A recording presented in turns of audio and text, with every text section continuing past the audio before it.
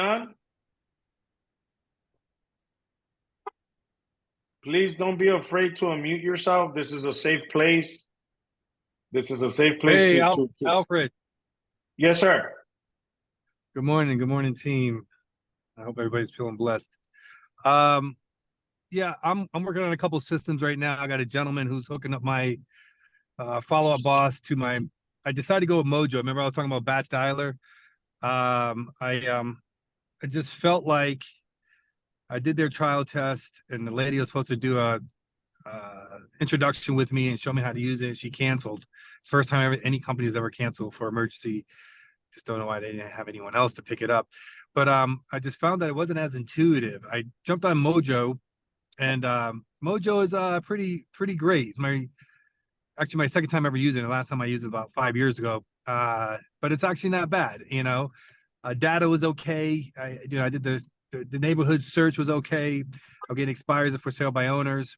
So I'm integrating that with the follow-up boss. The guy's doing it for me right now, and he's going to take my expires and for sale by owners and start marketing Facebook and Instagram ads.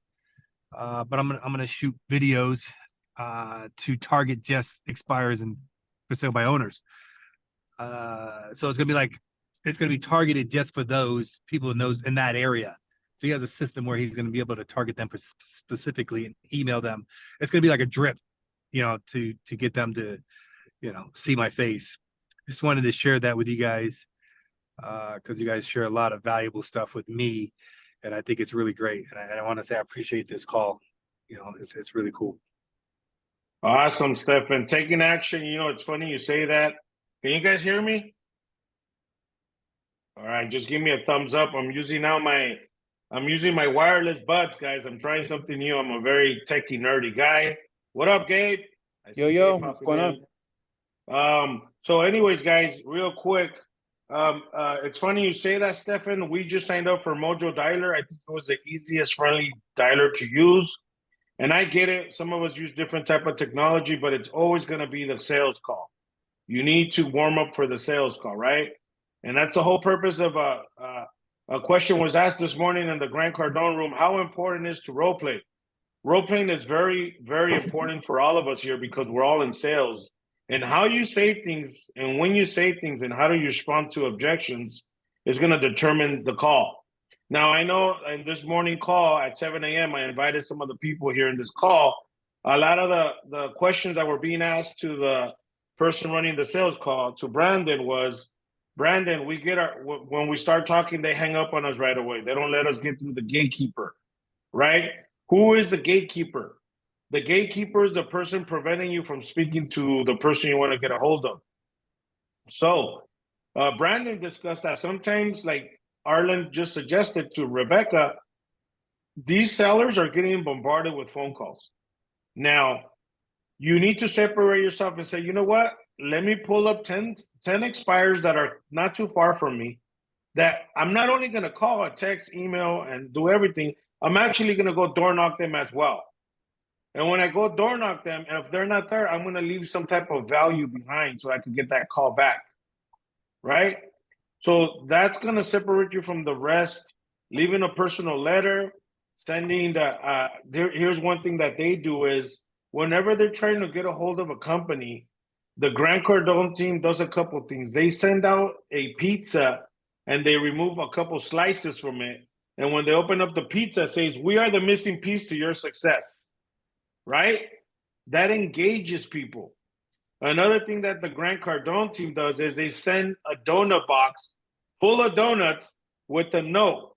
And the note says, do not, AKA do not, to sign the contract. Like, don't forget to sign the contract with a box of donuts, right? So you guys know where I'm heading at. And I'm going to give you guys one more nugget. When you're talking to a buyer or you're talking to a seller and they're undecided to move forward with you, you got to throw them this line. Now, Ms. Alice Garcia, the last time we spoke, you said you were thinking about buying. Am I correct? Yes. Okay, got it. So where are we at now? You know, and I know you need to make this move because you're getting evicted and you want to move into this beautiful house, and we know you qualify for it. So, Ms. Garcia, are you on red light, yellow light, or green light on buying this house? Green light. And if she says yellow light, got it. When I'm on yellow light, I actually speed up to get to the green light. And you can say that as well. Oh, you're on green light? Great, perfect. Let's get this done. What's the best time to meet with you? Or do you like to do DocuSign? I would hate for you to miss this property. I'm not sure if some of you guys are taking notes.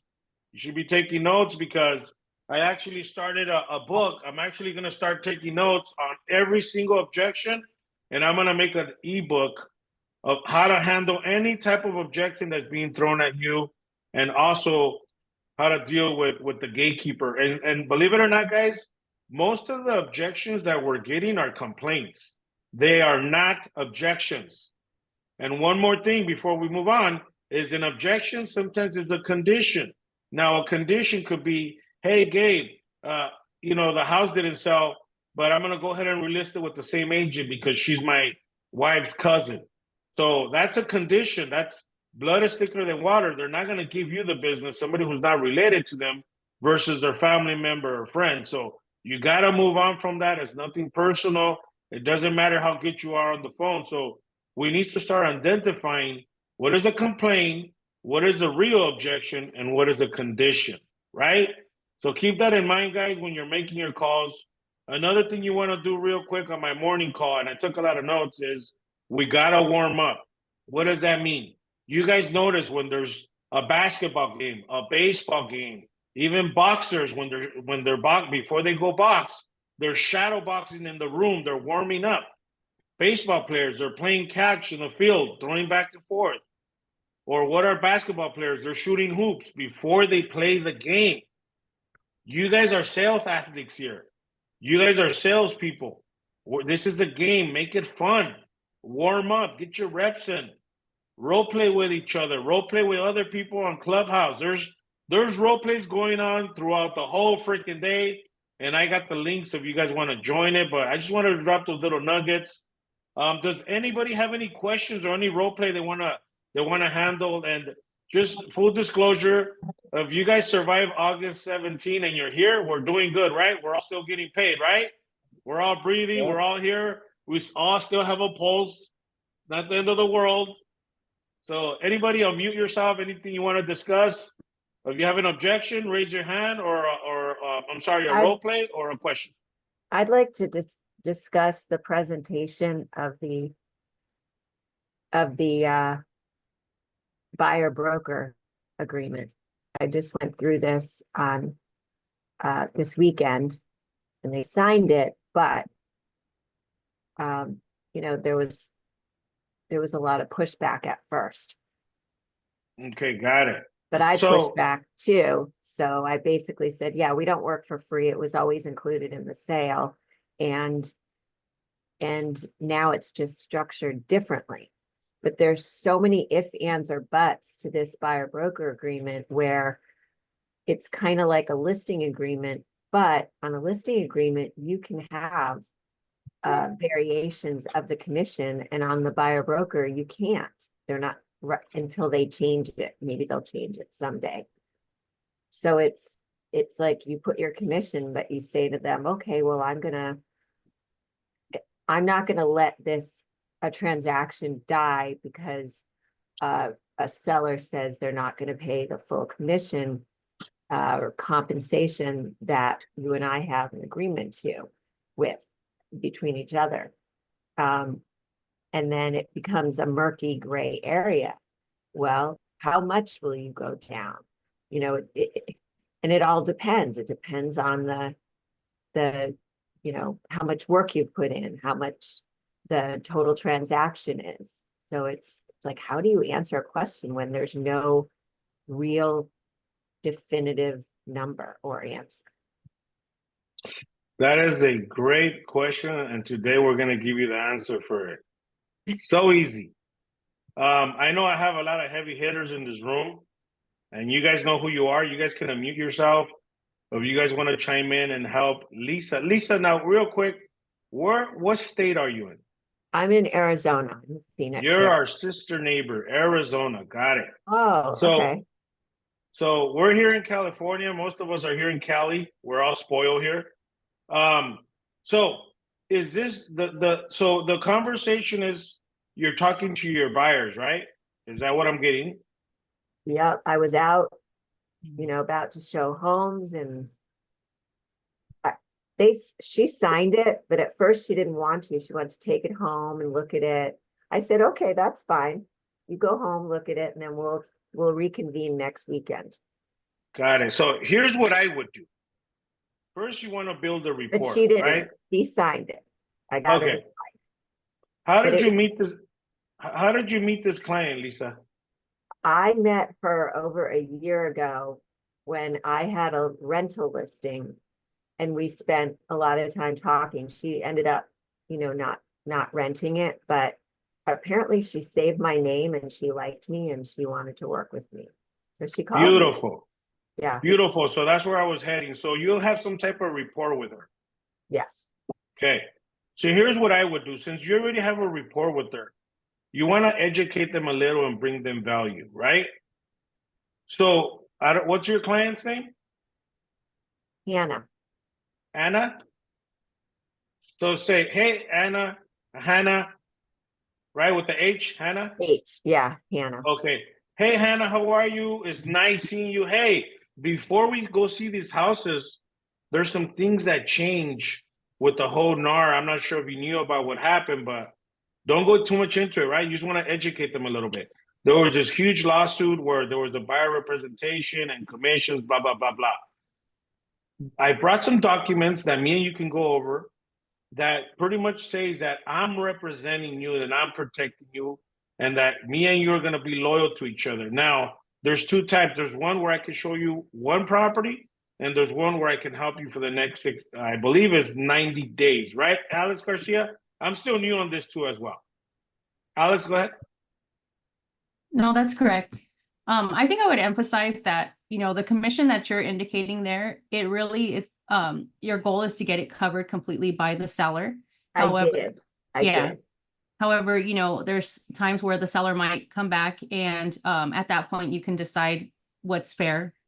But typically, there is no guaranteed number because every seller is different. And just even letting them know that, because every seller is completely different. And, you never know. I mean, so far we've gotten our offers accepted as is without the seller having any pushback, and even asking for 3%. And even when they did ask, why we asked for 3%, we just had to sell ourselves a little bit on the value that we brought in terms of our offer. But, maybe that would be helpful for your buyer to understand that, you're going to not only work for them, but also work to help get their offer accepted by, working with the seller's terms. I did, and I mentioned that there's two types of realtors that some of them are going to look at the bottom line and just look at the whole, and then others are going to pick apart the structure of the offer. And those are the ones that we might have to, we get some pushback. Yeah, exactly.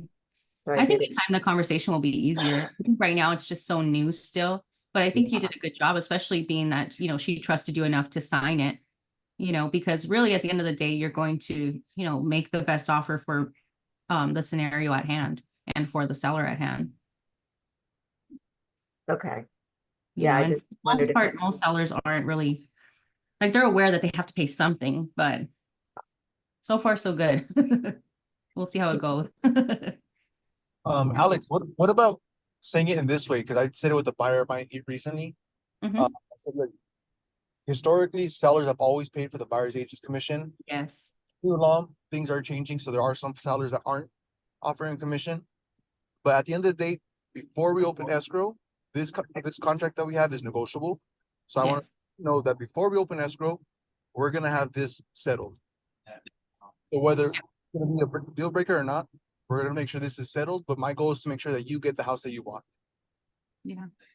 Perfect, Chris. Very well said, Chris. Thank you for stepping up. Now, you heard that, Lisa? I did hear you. One thing you never, ever want to do is tell one of your clients, I don't work for free. Because now you're putting yourself in front of them, right? The client always is before us. I get it. You're gonna get paid. Trust me, So- you are. See, that's where I have a problem with this whole new scenario. It's all about the client. Well, no, this is a business transaction and the person who is representing you gets paid, just like an attorney. And to say that it's all about the client and we can just forget about all of our aspirations of paying our own mortgage and our own bills and our own gas, I think is a ridiculous way of presenting anything. I don't think it's right. I think that everyone who works with us needs to know this is business. And I'm here to do the best job possible and I'll add value and I'll show them the value, and which I'd already done before she even signed it. I mean, I won't even tell you what I did for her before she signed it. And but to say that we push everything aside for them I don't think that's right. Because we're not in this for free. And that's the whole thing that they said in the settlement is don't tell them you'll work for free. It never was for free. Right. Absolutely, and I agree with you. The thing is, if you let me ask you this: if somebody was to say, "Hey, I don't work for free," how does that make you feel? Even though you're not working for free, how would you feel if somebody turned and said, "Hey, Lisa, I don't work for free on this call. I'm going to charge you." I know, it puts them on the defensive. Correct. So but I was just so sick of it. I was just like, And we're all here with you. Believe me, I'm with you. Fortunately, it's just like you said. I hate that saying. Whoever said the customer's always right. I used to be in the restaurant business. I used to get complaints. Oh, too much salt. Oh, the steak's overcooked. Blah blah blah. You're absolutely right. But you know what they say? Smile. The customer's always right. Whether I agree with them or not, they're always right. Because I know if I told one of my clients, hey, Johnny, I'm not gonna go show you houses. I don't work for free. You better sign this. He's like, you know what? It could turn somebody off. Yeah. At the end of the day, you're gonna get paid because when you submit your RPA with the SPBB and you negotiate 3%, and that's one thing I want to tell you guys: always start off high, 3%, and let them counter you back. You might get 2.5 instead of 2%, but you cannot work your way from the bottom to the top. Start high and work your way low on your commission. So we're with you on this, Lisa. I promise you, these forms and all that, they're pretty much going to go away. I've been seeing some blogs. It's kind of like during COVID. Remember, we had to sign that document that says, if you enter my property and you get COVID, you cannot sue the seller. Remember that document? what was it called, Arlen? Oh God, I just had the name right off the top of my head. Okay. The PED form. During COVID, Lisa, PED. they had this form that I couldn't show clients a property unless you signed that document that says, if you enter this property and you were to get COVID, you cannot sue me or the seller. It was at your own discrepancy. Oh, wow. And that form went away. And so I truly believe this is still on you. And eventually all these forms, like the one that they want you to have people to sign in, if they go to your open house, first it was mandatory, now it's not mandatory. All these little crazy forms that are out there are eventually going to go away, or somebody's going to sue NAR, which I'm sure there's somebody already thinking about it. The way, Lisa, the way I start, and I'll be I'm getting some tiles removed in my office, so excuse the mess and the ladder. But the way I usually start my buyers presentations is usually ask them, Lisa, you've heard some changes about the buyer's presentation. What do you know about it? And I let them, and you know what they usually tell me so far, every single buyer, oh, that I have to pay you for your commission? Yes. So they already know. They've done enough homework. They've got enough news. They got enough emails. They already know that as a buyer, they're basically at the end of the day could be responsible for paying your commission. But then ask them, but Lisa, this is why you're going to hire me, because through my negotiation skills, I am going to do everything that I possibly can to get compensated by the seller. And that's why you need me on your side, because that's what I'm going to do. Now, to be quite honest with you, Lisa, I've also made the decision that I I want to come from a place of contribution with my clients. So I've made that decision to say, however, Lisa, if I find the home of your dreams and this house you just can't live without, and that seller is just not gonna pay me, I will release you from this contract and I will give you my vendors list. So you can have a home inspector, so you can have all the services that I bring to the table, and I will set you free so you can go buy your dream home. See, what I'm doing here is the likelihood of that's happening is very slim, but if it was to happen, you don't think that when you're ready to sell this property back in the market, you're gonna do it through me? Yeah, I know, I like that. Yeah, one of so the yeah, things- But one of the and- things you said was something I think that needs to be addressed, and that Mhm. is, well, what if the seller won't pay the commission? So what I've been saying is, that's okay. What we can do is increase the price and let them know they can either take it at this price with no Right. commission or this price and Mhm. pay it. Yeah. I cover that. You know, we can add it to the But it price. has We do to this. appraise. We could work a payment program. I mean, at the end of the day, I can still get compensated through you many different ways. You don't have to pay me my 3% all at once. Hey, we'll make an arrangement where you can pay me in payments. I mean, at this point, it's almost gonna be like we're gonna have a layaway program, you know. So you're gonna make payments on my commission, but you're gonna buy the dreamer home. The compensation, Lisa, it's just not gonna get in the way of you getting your dream home. Is that fair enough? We'll work it out. And they're like, sure. But I'm telling you, the first question I ask is, what do you know about it? And the first thing that comes out of my mouth is like, that I Okay. had to pay you. Yes. So now you already have them in the mindset that they have to pay you because that's what they've been reading. Okay. So Very that way well it doesn't come said. from us. Mhm. Very well said, Arlen. Yeah, it's like helping someone self-discover, you know, like their issues versus you giving them the prescription or the medicine. Like they already know. Thank you. Yeah.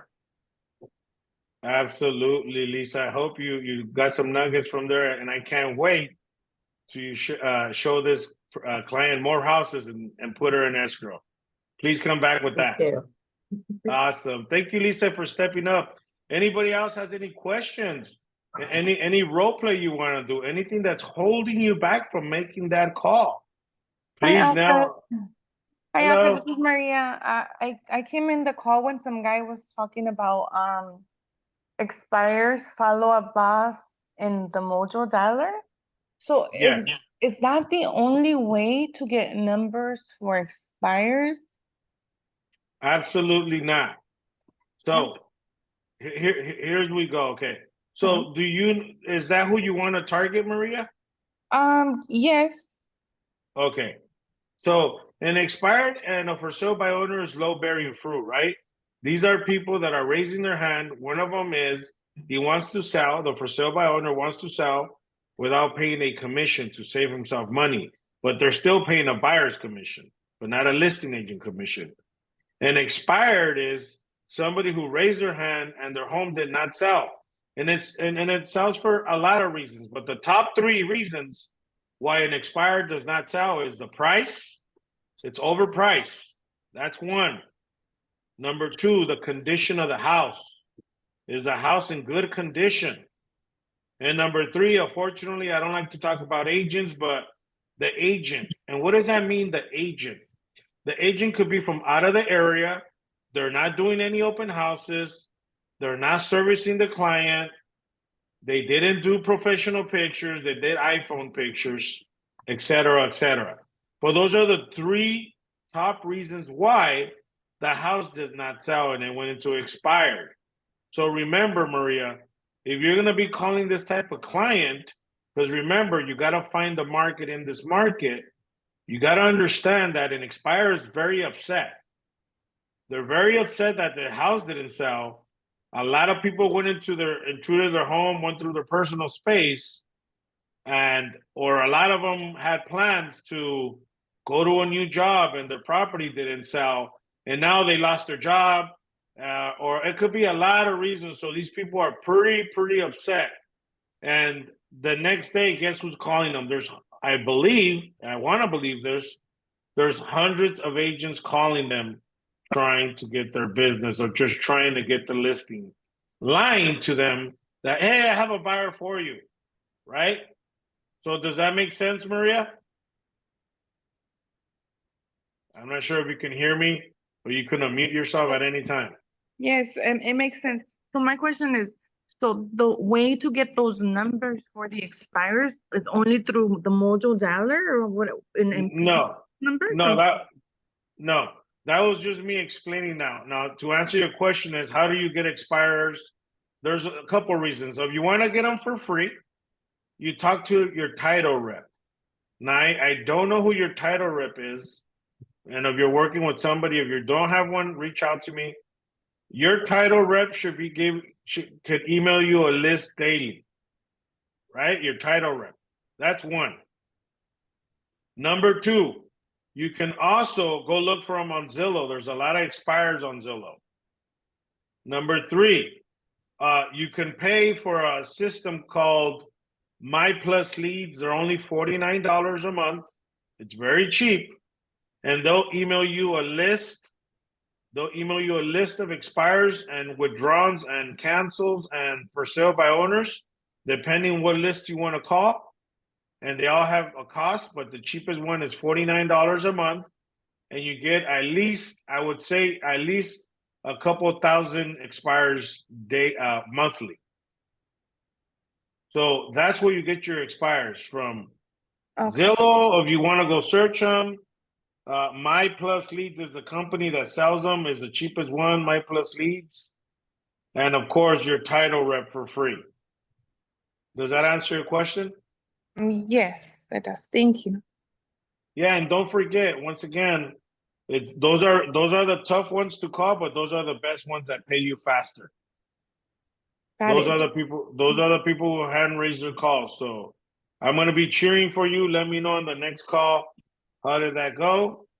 And thank you for speaking up. Thank you. Anybody else? Does anybody want to do a role play? Alfred, If not, go ahead. this is Gina.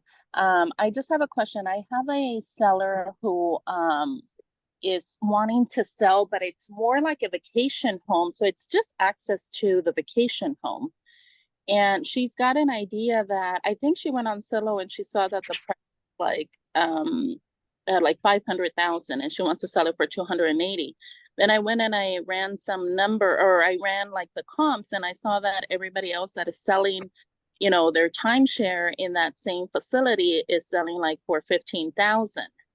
Yeah, the cheapest is like 11,000. And of course she wants 280. I don't know where she got her number from, but she wanted me to help her because she owes like 65,000 on it. I don't know for what, but there's a lien on that title or the deed.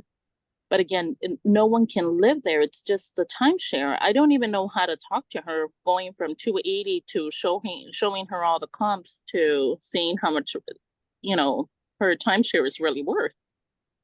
Or unless I'm mistaken, I don't know, because I saw that as well on Zillow, like 500 something. But I think Zillow doesn't pick up the fact that it's a timeshare. Correct. I think Zillow's just putting like an APN behind it, like a piece of property, when she's just selling her timeshare, right? Like the vacation home timeshare. Am I correct? Right. No one can live there. It's only like a couple times during the year that they can go out there and stuff, and they still have an HOA fee and everything. So you gotta just go back to her and educate her a little more. Tell her that she's not really selling real estate, because real estate is real. It's something that you can hold.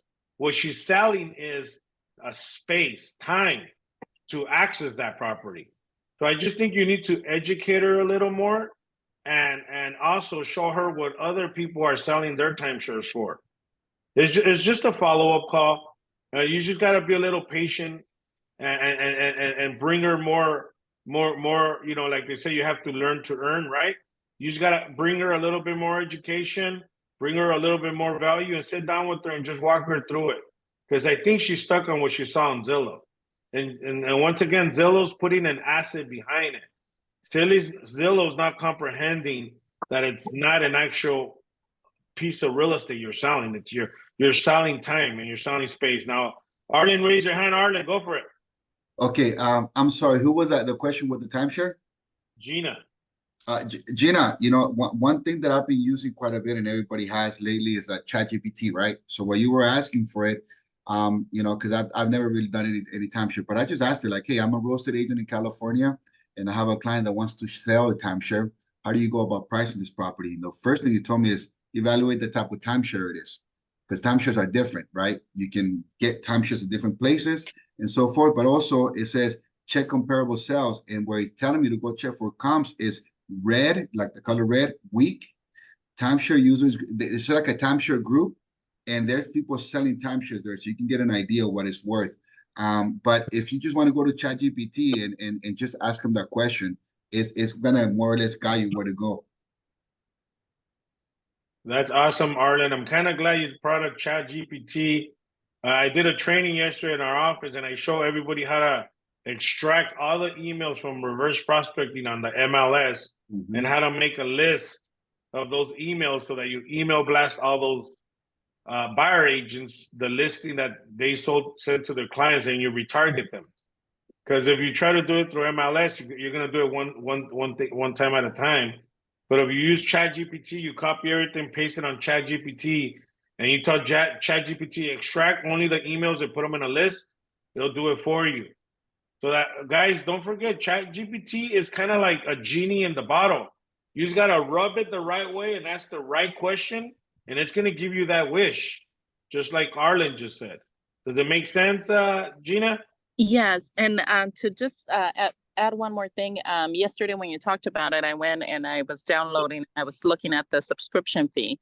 And then I got home and my daughter had a homework question for physics, and I saw her pull up her phone. She had it and she wanted to ask, and I was like, oh my gosh, that's the same like logo, right, for ChatGPT. And then I'm like, oh, Daphne, do you pay for that? And then she goes, no, Mom, it's free.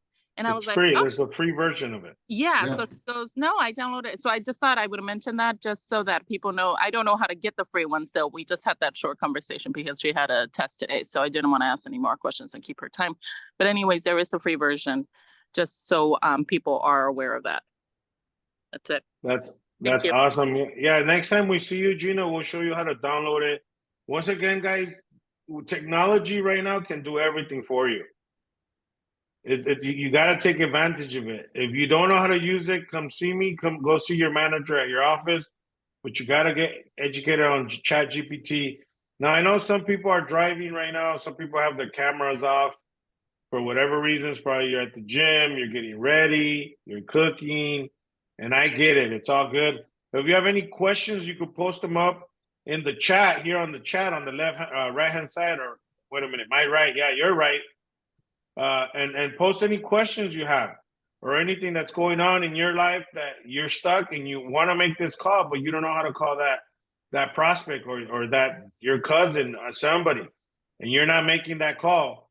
This is a perfect time to do it. I do want to respect everybody's time. It's 9:40. We try to keep this call tight and concise between 45 minutes to an hour, because I know we're all eager to jump on Mojo, Vulcan 7, Redx, Batch Dialer to start making our prospecting calls. And Arlen, just full disclosure, I know the reason why you have a ladder in your office is because I'm going to see you at top or from the top. And that's right. why you have that ladder, bro. Yeah, I'm doing my, looking at my business from a 360, bird view, and that's what I was doing. There you go. Awesome. All right. Let me give some shout outs, because I know some of you guys are consistent, and I want to just tell you that I appreciate you guys showing up. I'll read the names right to left. I see Felix, Arlen, Alex, Maria, Justino, Freddie Figueroa, Peter, Isaac, Rebecca, Gabriel, Benjamin, Chris Caballero, Anaya Brown, Georgina, Alice Castillo, Jonathan, Carlos, Jesse Moreno, Robert Salas, Tina Becerra, and Maria Magallanes. Give yourself the virtual high five. I know it's a commitment. I know we all are trying to get to our office. We're all trying to follow up on escrow, or something's going on in our crazy real estate career. But anybody have any questions? Any role play you want to do? Anything you want to share with the group that's working in other offices that you want to share? Please unmute yourself. I don't want to be the only guy talking here, which I could, but I'd rather hear from you guys. Hi, everybody. My name is Ayana. This is my first time starting and joining. And I just had a quick question. You have mentioned that when you call like the expired listings, like the full leads that are within like a radius of where you live or whatnot, whatever you had explained, and then to go door knocking, and if they're not there, to leave something, what do you suggest that you leave? Would that be like a business card, a flyer, or what would you suggest that you could leave that could, kind of potentially catch that home buyer's attention? All right, since I know Arlen is the master of expires, Arlen, what do you leave behind? Ayana, think outside the box.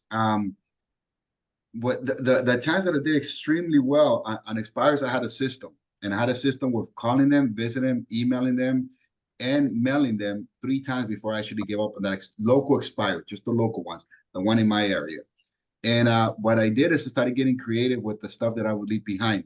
For example, you can go to UPS, you can go to FedEx, and just get the envelopes and the packages, handwrite it. So now they open it because they're like, oh, I got a FedEx package, versus just mailing them a regular envelope or just leaving a business card that's just up in the trash. That shows, and I would just say, like, this is how creative I am on marketing. You need me on your side. And that's all it said. Get your home sold, call me. And I got people that would call me and be like, you just left me a FedEx package, right? But it was just the envelope and the stuff. And you could just go to FedEx, pick them up for free and send it there. Or that brown UPS label that they leave on your door. Hey, we try to drop off something to you, but you went home, so call us. I did the same thing, but it was more like, hey, I came to visit you. I really want to get your home sold. Call me. And but it just got people to just read it. And like I said, I've always said, this is how creative I am in my marketing. And this is why you need me on your side to get your property sold. I did one time too. It was that was a little bit crazy, but it was like a red tube that looked like dynamite, and I would leave it in the front door. Like they would just open it. Again, a marketing piece inside of that thing. But the one that worked the best for me, and you guys can, I strongly recommend you guys apply this to your local expires, is that I had a postcard. Right, the tiniest postcard I could possibly put, because leaving a business card, you won't get them to call you back. They'll just throw in the trash. And many postcards in business cards that get left behind. But what the postcard was said, hey Ayana, came to visit you, and I'm sorry I missed you. However, I am scheduled to come back at 6 p.m. today. If this time doesn't work for you, give me a call so we can reschedule. So I have an appointment with you, and we can reschedule. And I don't have an appointment with you, and therefore there's no appointment to reschedule. But what that did is people got to call me back and be like, no, 6 p.m. doesn't work for me. I don't want to sell house. And then the conversation started. And I said, well, see how I got you to call me? That's the kind of marketing that I do to get people to call me about your home. I understand you don't want to sell. I understand you're going through, the process of, why my property didn't sell. Let's talk next week. You know what people usually tell me? Okay, that's fine. And then within that week, I set up an appointment. You know what? Instead of talking, how about I come visit you? And then I was at a listing appointment. And Alfred knows that back in this in Highland Park, when the expire hit the market, most likely they were like, oh, Arlen's going to get it. But that's because I had a system, and I was like, I wouldn't give up. I was at their doorstep at 7 a.m. in the morning. So I would catch people on the way out to work. Hey, Anna, I know you're busy because you're going to work, but let me give you a business card. Hey, when is the best time to come back today? And I don't come on till 6. Okay, I'll give you 30 minutes to like settle in and all. I'll see you at 6:30. They're like, okay, but now you have to come back.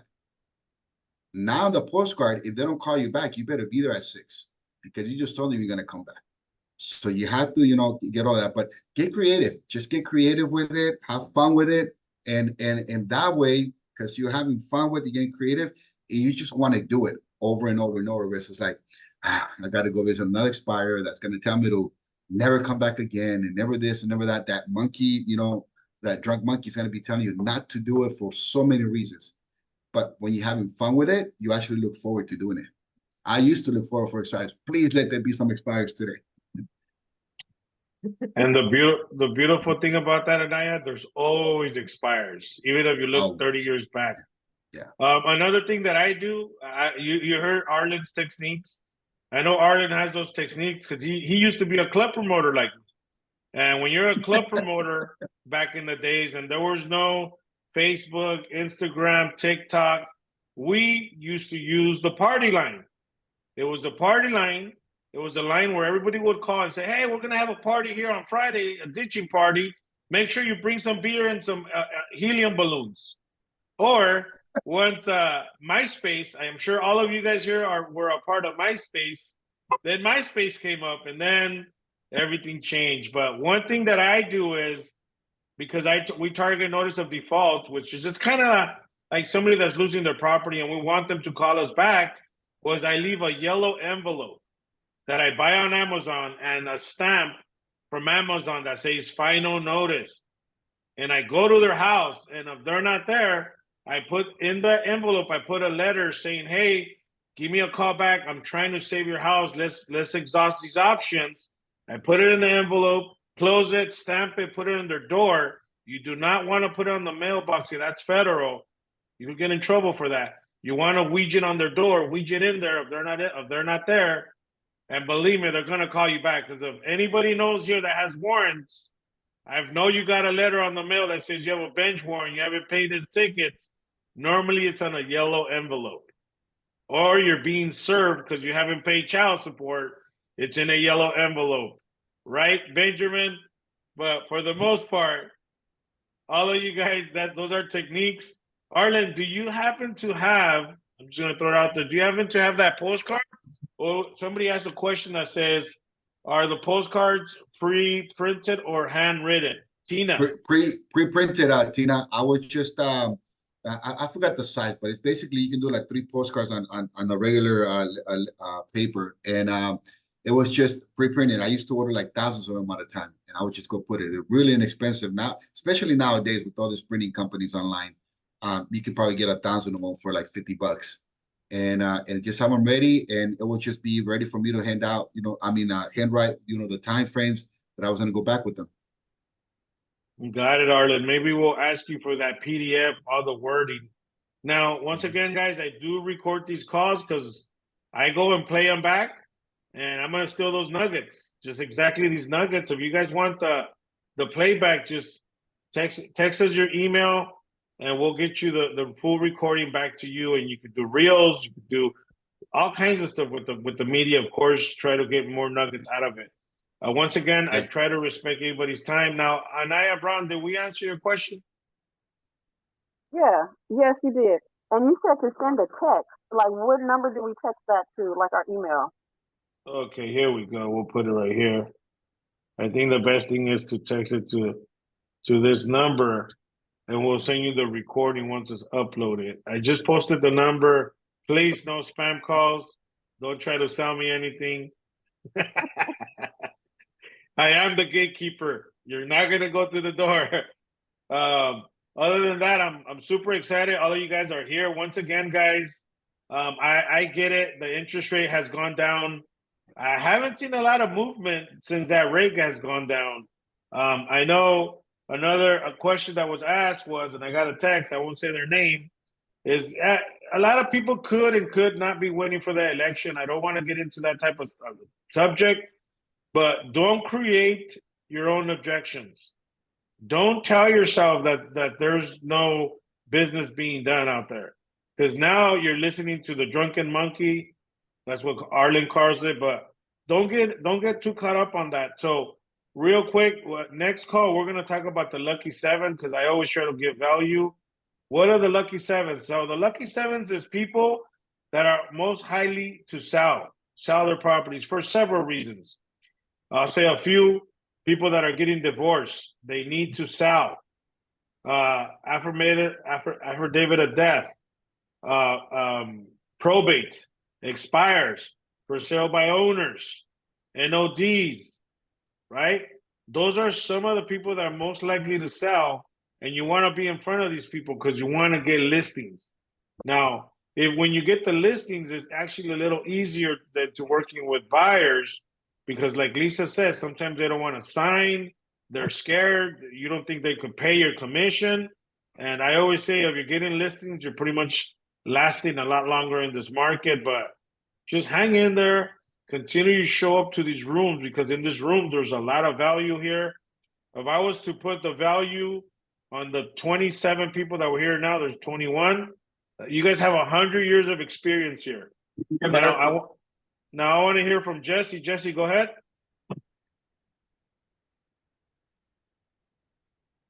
Jesse, you there, Jesse?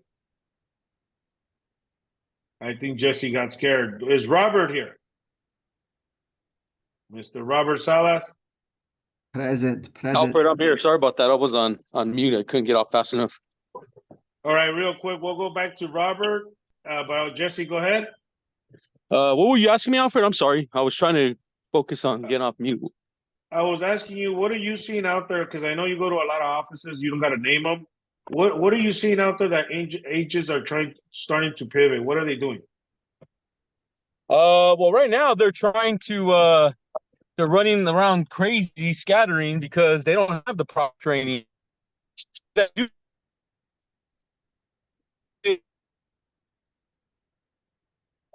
Sorry, Jesse, you're in the matrix. I think we lost you. We'll go back to Jesse. Robert, you there? Yeah, I'm here. All right, Robert. Robert, what are you guys doing different right now with Houster? And also, can you let us know anything that you guys got coming up for next Thursday training? Yeah, so before we had an interview. Pocket, they don't want to do any of that stuff, man. So that's Jesse, what I'm seeing. Yeah. Jesse, I'll go back to you. You were in the matrix. We didn't hear anything. So I went to Robert, but give me a minute. Go ahead, Robert. Okay. Yeah, I just wanted to talk about the interview that we had with Scott Groves last Thursday.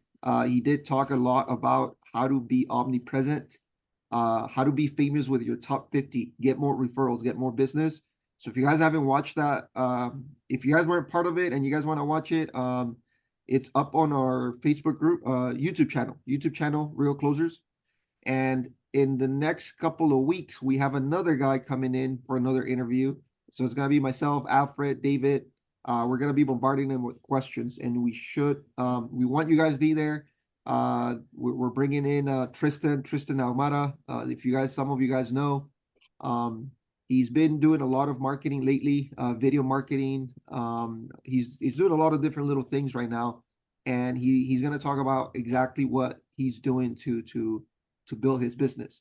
So again, 2 weeks from now, we're going to be posting the link next time, but we're going to be promoting that event pretty soon. We're getting things ready. So if you guys want to be part of that, again, either text us or keep coming to this meeting every Wednesday. Awesome. Thank you, Robert. I did post a link to join Real Closers.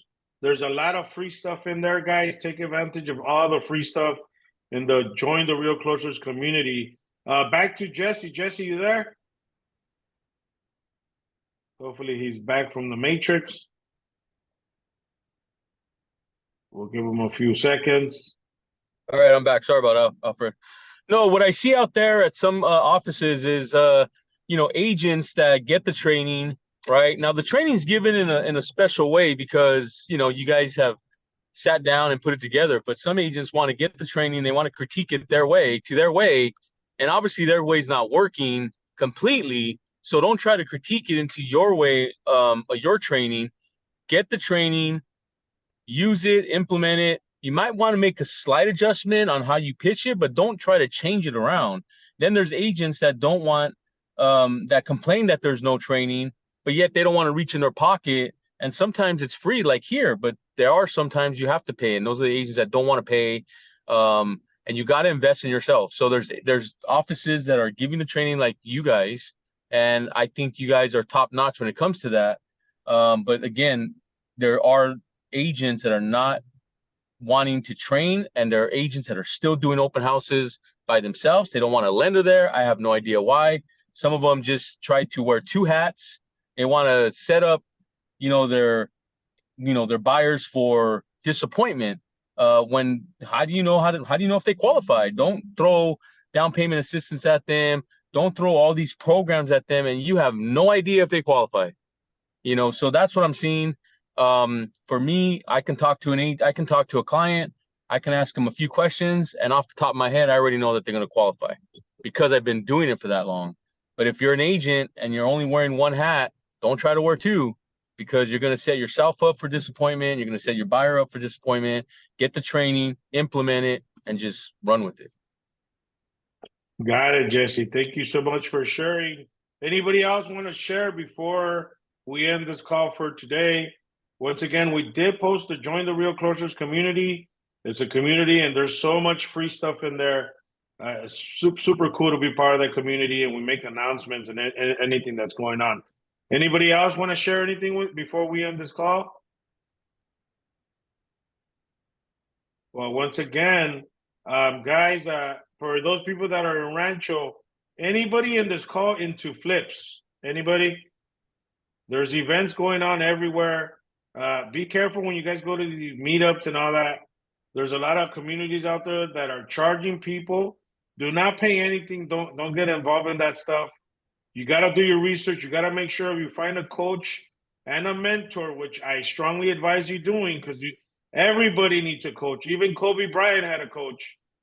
You need to find the right coach. Make sure you do a background check on them. Make sure that what they're saying they're doing. I know there's a lot of imposters out there that are selling programs and telling you they're doing flips and solar and construction and all these things. They're a jack of all trades, master of none. You want to be very careful that you do not pay anybody anything, and just keep your eyes open out there, right? Right, Arlen? Absolutely, man. There's say always Arlen someone 'cause out there with a new scam. I see Arlen, Lisa, Maria that have their cameras on, Justino, everybody else. Hopefully next time I see your guys' faces. I see Anaya Brown, she had her camera on. Robert. Anybody else want to turn on your camera? We got 2 more minutes and throw a virtual high five. Don't be scared. I saw Maria too. Tina. Oh, I can see Tina. Now I have a face to the name. Anybody else? This is your time. I know how you guys look, but it's okay. I want to see you guys. It's okay. And Ben's laughing. Yes. I have a question. Yes, sir. How did I did on Sunday with the client that we get it, the lead?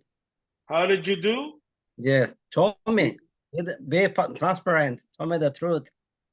You want me to roast you in front of all these people? Yes. Okay. everybody. Hey, everybody is smart. Everybody knows how to do it. So I want to learn from them. All right, Alex, you heard them. Here we go. You did good. You did a good job. The reason why I know you did a good job, because first of all, you build a rapport with him. Number 2, you and him speak Spanish. And number 3, you guys' names sound the same. Salustino and Justino sound the same. And number 4, you are being a human. You didn't try to sell him over the phone. You were asking the right questions, right? How long have you lived there? Why you want to sell? Are you going to be buying? I heard you. So you're doing good. Just keep doing what you're doing. Be Justino, right? I am nobody to judge you. All I can do is continue to ask the right questions to get the right answer. That's all you're doing, buddy. Keep showing up. I am rooting for you. And make sure you read all those books on your Zoom screensaver in the back. I see all these books at the back, or are they DVDs? Real quick, I saw Carlos open his camera. What's up, Carlos? All right, guys, it's 10 on the dot. It's the middle of the week. September's almost over. Go get this money. I can't wait to the next call. For some of you that text me, once this video downloads, I promise I'm going to email you the recording, because Arlen dropped some nuggets, and I'm taking all these nuggets down, and I'm going to make an ebook hopefully in the next 2 years. So thank you guys for showing up. Once again, a virtual high five. Bye, everybody. We love you guys. Go get this money. We're all going to get paid. Have a good Bye, day. guys. Bye-bye.